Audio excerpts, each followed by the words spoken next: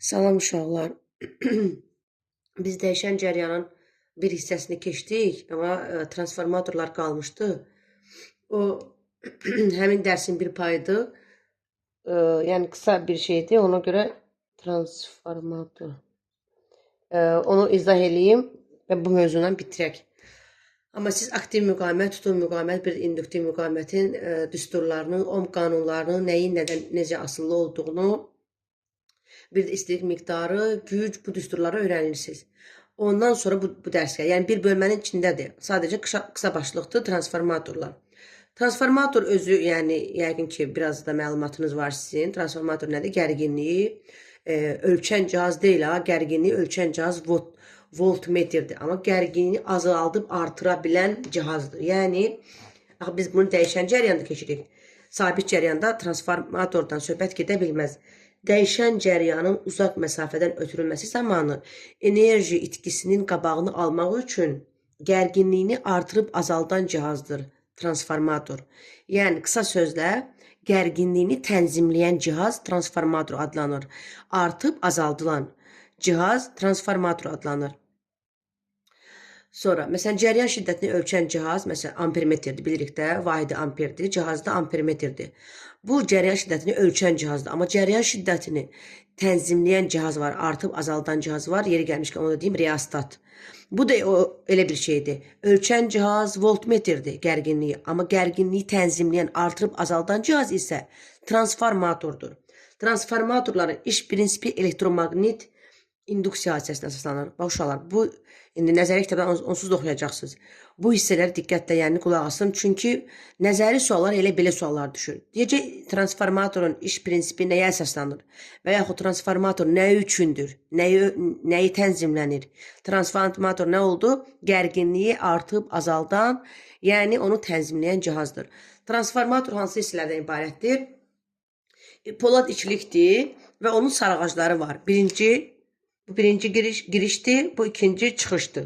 Birinci dolaq, ikinci dolaq. Sonra bunlar sanki siz nədir? Sim məftildir də, yəni sarıyıblar. Dolaqlar bunlardır. Birinci dolaq, ikinci dolaq. İndi burada 2-3 dənə düstur var. Onları deyəcəm sizə. Transformator əmsalı 2 hərf ilə işarə olunur. Görünür? Aha. 2 hərf ilə işarə olunur. Vahidsizdir. Vahidi yoxdur, yəni. Vahidi yoxdur. 2 hərf ilə işarə olunur. Ki biz biri keçmişdik, sərtlik əmsalı. Bu qarışdırmırsınız. Onun vahidi var. Bunun vahidi isə yoxdur. Sonra transformator özü nədən ibarət oldu? Polad ikilikdən və birinci bu girişdir, bu çıxışdır. Bunlar da dolaqlardır. Dolaqların sayını biz bilirik də, sayı həmişə n hərfi ilə işarə edirik. Deməli, bunun birincinin olacaq sayı n1, ikincinin olacaq n2. Bunu bildik. Sonra, bu transformator əmsalı da elə n1 bölünsün, n2. Bu belə. Sonra, transformatorda ən önəmli məsələ tezlik və gücün sabit olmasıdır. Yəni, tezlik və güc dəyişmir. Necə ki, məsələn, biz deyirik ki, val dəyişmirdi, orada sürət dəyişmirdi, qarşıda ötürmədə. Burada da xüsusilə tezlik və güc dəyişilmir. İndi biz də güc düsturunu bilirik də. P bərabərdir I-U. Bu da hardan çıxır? İşin düsturu nədir? A bərabər I kvadratı RT, A bərabər I-U-T, A bərabərdir U kvadratı bölünsün R vur T. Amma gücdə isə güc nədir? A bölünsün T'dir. Elə deyil? A bölünsün, buradan yazım görsənmir. Güc P bərabər və yaxud N də işarə etmək olar. A bölünsün T'dir. Sanki bizim dediklərimizin düsturda, işin düsturlarında T yoxdur. Ona görə güc P bərabər I-U. Amma işdə T də var yanında. T'siz gücdür. I-U. İndi, dedim, güclər transformatorlarda nə olur? Bərabər olur. Bu P1-dirsə, bu I1, U2, U1. Sonra P2 nəyə bərabər olur? I2, U2. Deməli, bunlar bir-birinə bərabərdirsə, P1 bərabərdir, P2. Transformatorlarda güclə tezlik n1 bərabər n2 və ya n1 bərabər n2 olar. Bir-birinə bərabərdir. İndi baxıram. Cəryan şiddəti ilə gərginlik olan güc düsturunu P1 bərabər bu oldu, P2 də o. İndi bunlar bir-birinə bərabər olduğu üçün mən bunları da bir-birinə bərabərləşdirə bilirəm. Bəli, sağ tərəflər bərabərdir, sol tərəflər bərabərdir. İndi nə yazıram? Düsturun çıxarılmağını deyirəm ki, rahat olsun. Baxın uşaqlar. P1 bərabərdir P2. Deməli, P1-in yerində I1, U1 yazıram. P2-nin yerində də I2, U2 yazıram. Burada nə asıllıq göstərir? Buradan asıllıq göstərir ki, I1 bölünsün I2, U2 bölünsün U1-ə bərabərdir. Yəni, transformatorlarda cəryan şiddəti ilə gərginlik bir-biri ilə tərs asıllıdır. Qısa konkret, bunu necə yadında saxlayacaqsınız? Buranı silirəm. Qısa konkret. İndi baxın uşaqlar. K nə oldu? N1 bölünsün N2.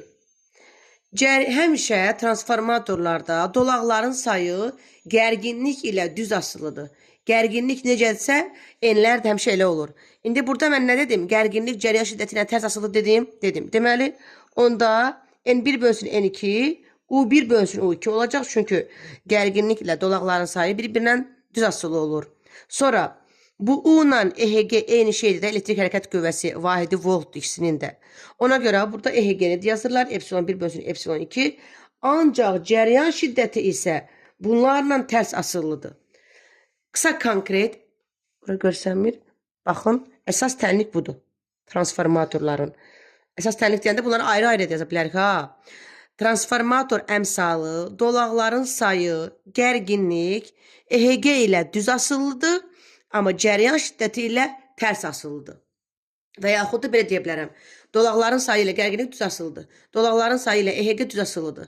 Gərginlik ilə cəryan şiddəti tərs asılıdır. Yəni, tərs asılı olan bir dənə cəryan şiddətidir. Qısa konkret, tərs asılı olan bu bütün hikayətlərlə, sadaladığım bütün hikayətlərlə tərs asılı olan bir dənə cəryan şiddətidir. Vəssalam. Qalan hamısı bir-birindən düz asılıdır. Bir də sabit iki dənə hikayət var. Tezlik və güc. Bu belə. Və vahidi yoxdur. Transformator əmsalının K hərfi ilə işarə olunur.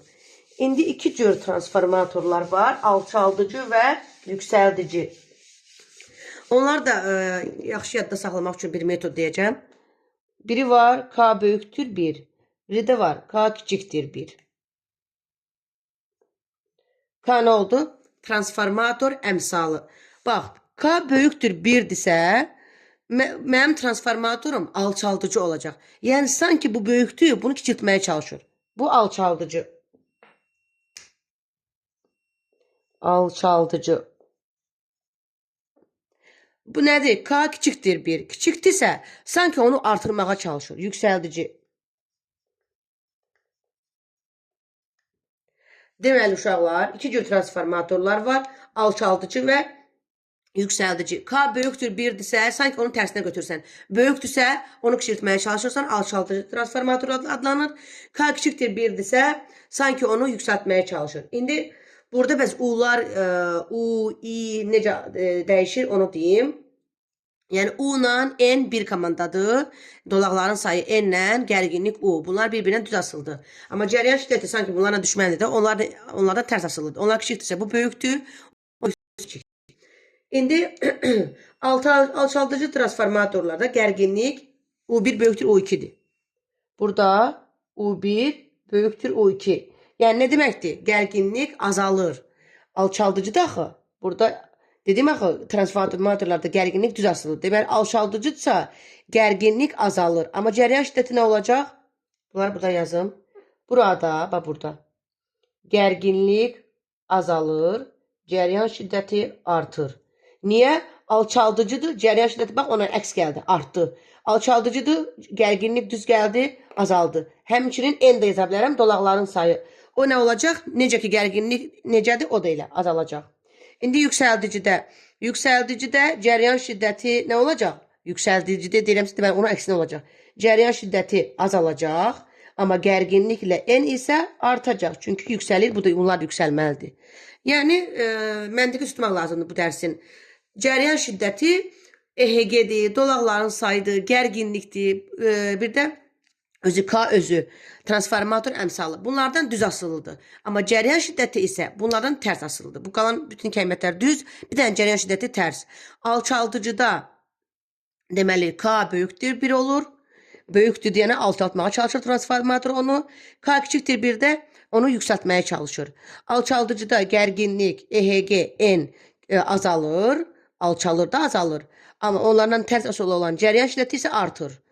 Yüksəldicidə isə gərginlik, dolaqların sayı, EHG-si artır yüksəldilmədə. Amma cəryan şiddəti isə azalır. Onların tərsi. Bir də var orada faydalı iş əmsalı, transformatorların faydalı iş əmsalı. Bir də onu da yazım, bitirirəm.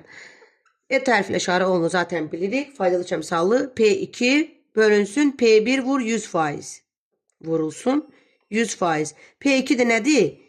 U2, I2, P1 də U1, I1 vur 100%. Qutardı getdi. Elə bizim bildiyimiz düstur. Bu gücüdür. Gücü açmışam burada sadəcə. Və salam uşaqlar, dərsiniz bu qədərdir. Öyrənirsiniz, rahat dərsdir. Yəni biraz məntiqlə əzbərləyə bilərsiniz. Materialları elə əzbərləyin. Məntiqə əsasən.